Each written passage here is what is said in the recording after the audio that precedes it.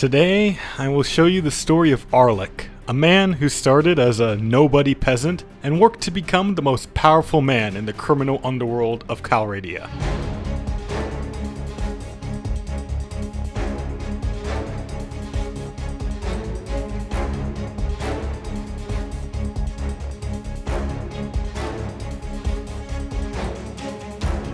He has no rules, no boundaries. He doesn't flinch at torture.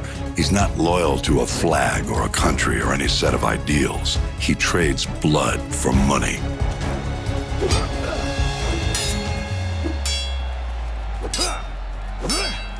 I get my best ideas when everybody else is asleep. Some people, they call it a curse. I like it.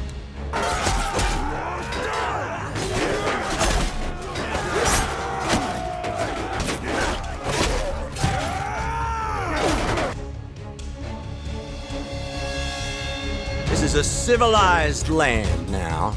We didn't kill all them savages only to allow the likes of you to act like human dignity and basic decency was outmoded or not yet invented. This thing, it's done.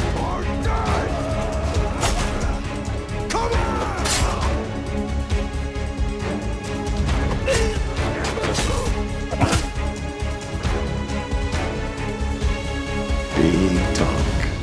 You done? Arlik was a young man who knew that the honest life wasn't for him. As a kid, he'd grown up acquiring skills that would help him break into the world of organized crime. He traveled to the city of Marinath to get work that would fit his career goals. He heard of a man named Poison Lum who would have work for him. Lum, of course, wouldn't give him a big task since Arlik needed to prove that he was worth something, so he started with something simple. Steal a piece of merchandise from any merchant in the marketplace and get away with it. Hey, stop! Thief! It's mine! Guards! Guards!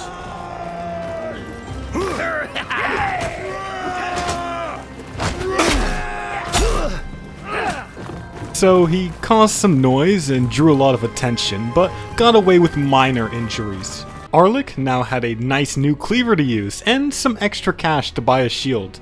But now that he made some noise in the town, a more powerful gang leader is interested in him. Lucky Istiona runs the local fight club, but to gain entry to it, Arlik needs to prove himself as a capable fighter. So to show how good he is at fighting, he goes to the tavern and fights the toughest person he can find. Loser! But the fights are only getting harder from here. Oh, no. Oh no. However, failure is the greatest teacher, and Arlik can only get better. Ooh.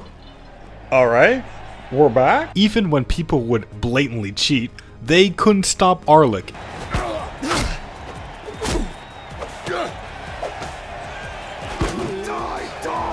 And with the night over, he considered other jobs he could do for Istiona. A bodyguard was wasting her money on drinking and she needed it back. Despite Arlik's kind request to hand the money over, the bodyguard got very angry. I don't much like the tone of your voice.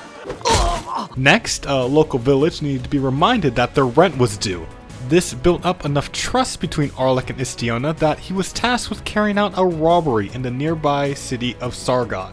So, Arlik traveled over, met his contact, who asked for 2,000 dinars to create a distraction. But despite paying for such a premium service, there was still a guard around the loot. Armed with only a mallet, Arlik didn't do so hot. So, he was now broke, he'd spent 2,000 and had nothing to show for it. So he had to go around Marinath, repossessing other people's wealth to be able to pay his bills. Eventually, through enough stealing, he got enough money to attempt another robbery, and this time, the distraction Arlik paid for worked, getting him nearly 4,500 dinars. Now that he had proved he could do regular robberies, Arlik would attempt something bigger. A caravan is coming through carrying 15 grand, obviously a great target, but of course, in order to have the manpower to go through with it, Istiona would only request a measly 5 grand. Arlik paid the outrageous fee and the heist went ahead.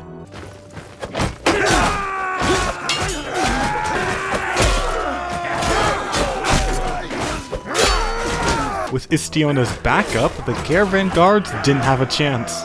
Arlik got a nice 15 grand payout, along with a lot of attention from local law enforcement.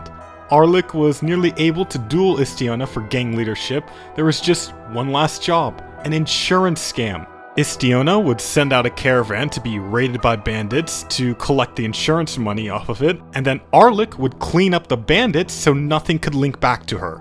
We're just harmless travelers. Istiona failed to mention to Arlik that these bandits she hired were all mounted and trained in horse archery. So, it was not a good time for anybody in Arlik's party. I've made a severe and continuous lapse in my judgment. After escaping captivity, Arlik limped back to Maraneth. He recruited some more troops, but he figured maybe it was about time to take a break with organized crime. In Dungeness, there was a tournament. Arlik joined to get some fame and dinars. With only one noble in the tournament, it was looking like an easy sweep.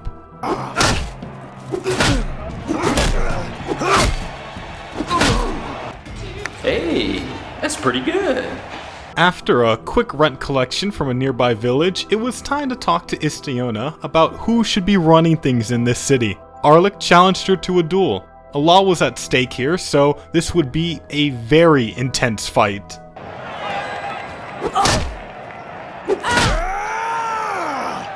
Arlik couldn't run this gang alone, so he traveled to different cities, going from tavern to tavern, to find people who'd assist his operations. Although there wasn't much going on at first, the gang could be built into something very big. But if the city was to be ruled by Arlik, he couldn't have competition existing in the streets, so Arlik had to cut them loose. To strengthen his gang, Arlik needed to make friends with bosses in other cities. And unfortunately, the way he had to do it was by doing the same menial tasks he'd done before. Stealing from those who don't deserve their money, and making sure the right gangsters are the ones patrolling the streets.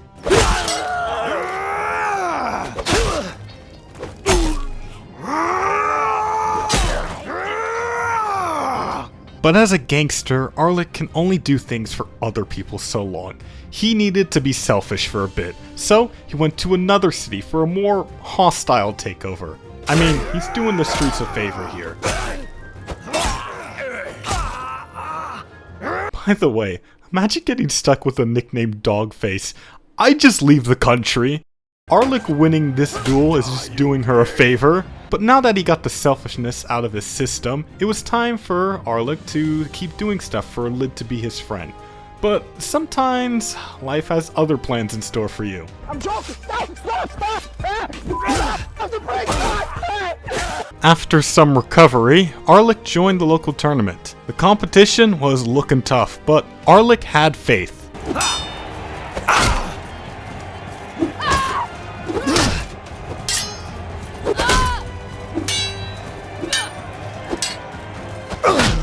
Too bad God was a woman.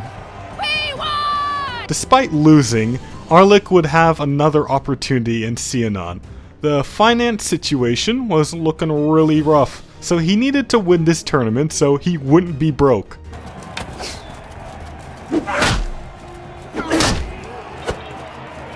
But tournaments are easy when you're going up against a bunch of no-names. But the nobles, on the other hand, feel like a boss fight.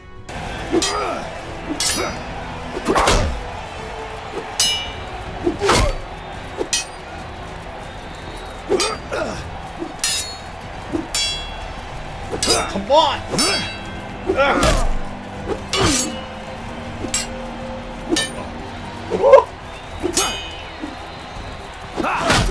Yes!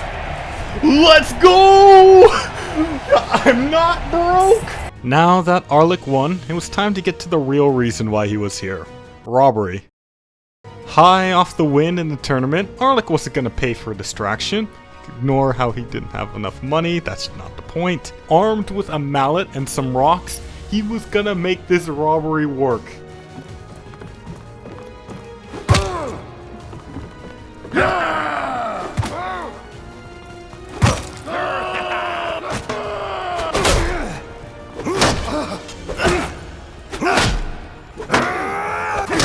After this success, Arlik could convince Lid that they should work together. Next, it was time to start making friends in Seonon. The gang leader here, Griff the Cat, first wanted me to deal with a rival gang that was moving to town, and Arlick would work with him to give those gangsters a friendly welcome.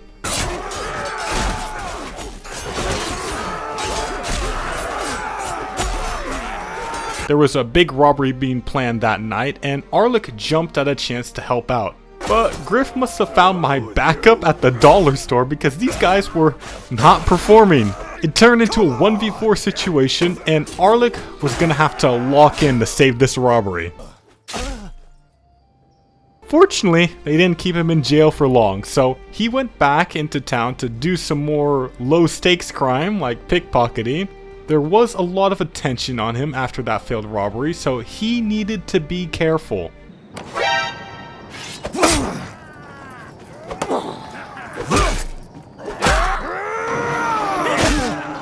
Understandably, the city was sick of Arlick and actually put him in jail. He waited until nightfall for an opportunity to escape. Armed with only a knife, he had to incapacitate the guards, get the keys, and make his escape. With him out of the city, it was probably for the best that he waited for the heat to die down a bit before coming back. There was a tournament nearby that Arlick used to pass some time. Nothing like some epic duels to pass the time.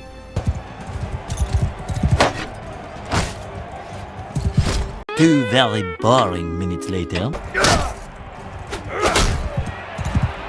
Well, at least he won. Arlick returned to Seonon and was back to the usual grind, collecting rent and busting skulls. The city wasn't happy about it, but who cares? Arlick was finally able to solidify a partnership with the duel. And after a quick victory, a partnership was formed. So in the Forbury mod, there is another layer to running the gang, which is doing schemes, but you need level 2 renown to unlock them. To increase his renown, Arlick decided it was time to do some honest labor by being a mercenary.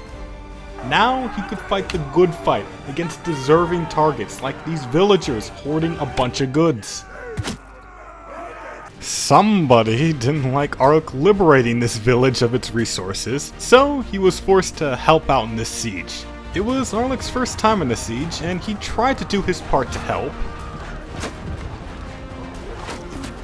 But fighting against soldiers is actually kind of hard, it turns out. The Dianicos did win that siege, but Arlick decided that if he's going to keep doing this mercenary work, he needed to work with people closer to home, so he switched to helping the Botanians. After that, he went into enemy territory to look for an easy target, only to get chased around for several days. Until, finally, encountering someone he could beat, a woman.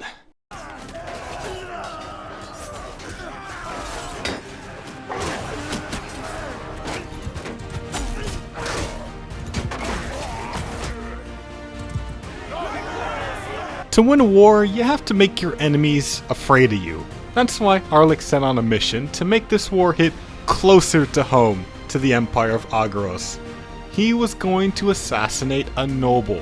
First, he snuck into Epicrotia, disguised as a pilgrim. To get into the Lord's Hall, he needed to disguise himself as a guard, so he had to quietly take out a guard to steal his uniform.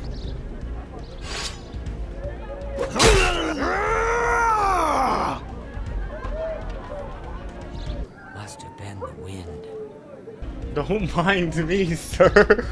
I'm just, oh no, looks like your friend had a bit too much to drink tonight. Let me bring... Oh.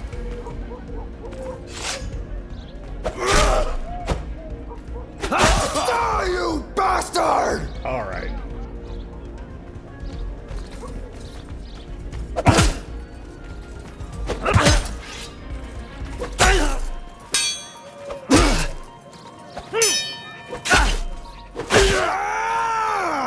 So after this clean stealth, it was time to get into the Lord's Hall. First, Arlick scoped out the room and made his plan. He waited for his target to move into a good position to do the deed.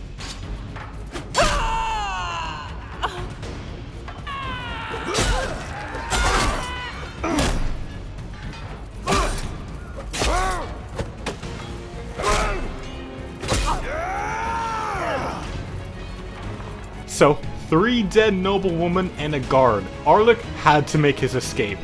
Unfortunately, the first guard he encountered outside was way too strong for him, and he was thrown into jail. Arlik waited until nighttime to make his escape. The prison guards weren't much of a problem, and Arlik was able to escape the city. The assassination definitely could have gone better, but it was his first time. Still, he was frustrated, so he needed to find a healthy way to release his stress. You know, just hang out with his men. Nothing more relaxing than just chilling with the boys, you know? Also, getting some easy dinars by winning very lopsided battles. It was time to try another assassination, this time against Sturgia. Arlik had heard news of a very important person in Varche, and he decided they deserved a bit of company. At least this time, getting a guard uniform went a lot cleaner. Upon entering the Lord's Hall, he could see that the Queen of Sturgia herself was there. Arlik knew what he had to do.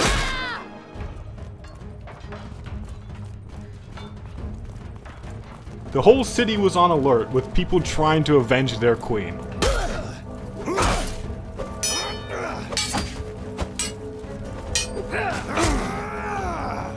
Eventually, Arlik realized that he shouldn't be fighting these guards and just needed to run.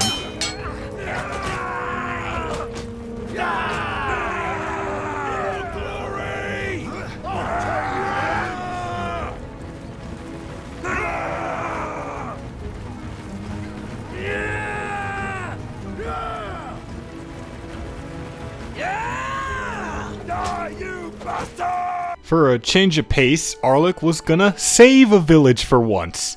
Despite being outnumbered, the raiding party was made up of a lot lower quality troops, so it was winnable.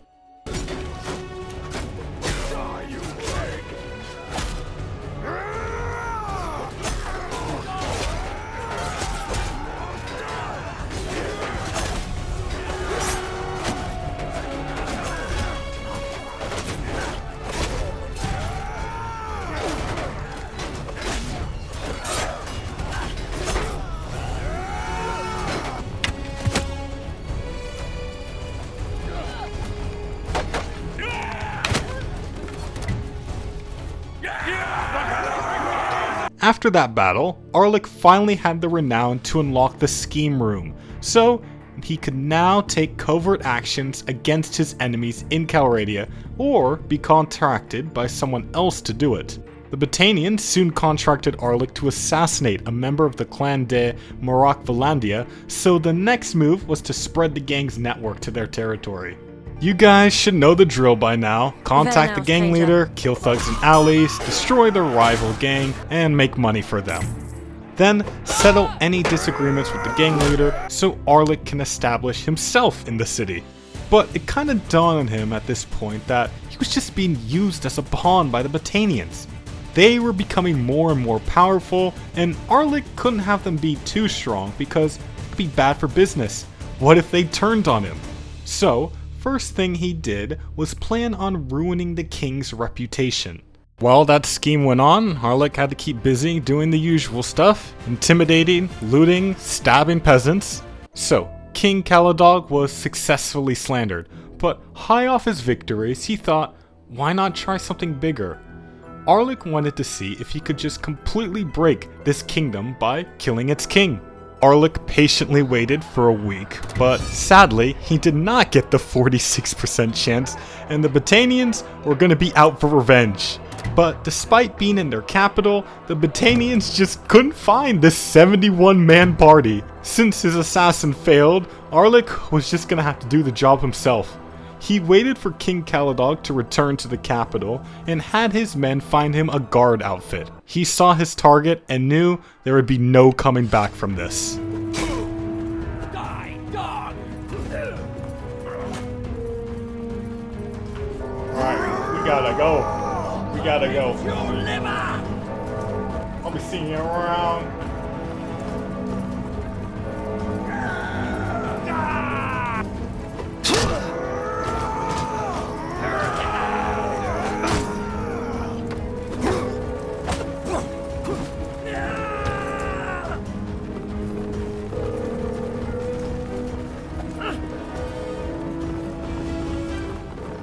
Arlik moved to a nearby town as he waited for the heat to die down. As predicted, a lord did defect from Britannia, causing a civil war.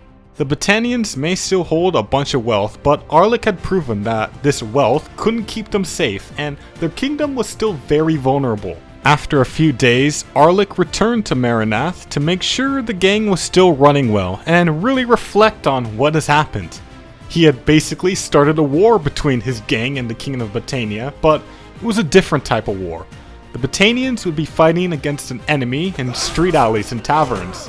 And the enemy could be anyone in the city. It was a type of war Arlik knew he could win because he spent years creating this powerful gang that could stand up to an entire kingdom.